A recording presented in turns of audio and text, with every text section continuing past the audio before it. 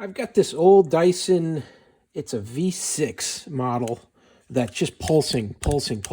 And I stripped everything down because sometimes they pulse because the filter that drops down in here gets clogged up. People don't realize it. You got to pull this filter out, and you can just clean it with warm water and blow it dry, let it air out.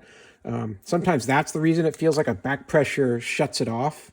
So it's pulsing as you hold the trigger down. Other times it could be the front end of this could get plugged up with some junk in there. So you want to clean that. But I've cleaned everything on this. Couldn't figure out what's going on, but finally just determined that it was a bad battery. And here's what I found.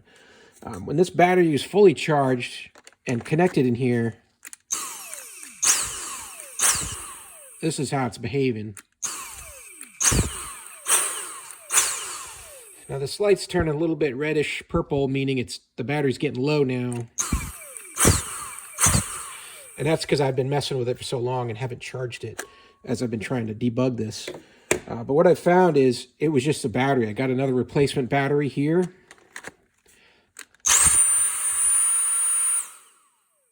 And we're back in business. But, you know, really I went through all this trouble trying to debug it and take everything apart because this was behaving. It looked like in a normal scenario. I mean, I was getting charge lights and it was charging on my unit. So it felt like this was fine. But, yeah, something's wrong in this battery. It's got a bad cell or something causing this problem. So if you've got a pulsing Dyson, you know, don't go through all this trouble necessarily. Do the easy things.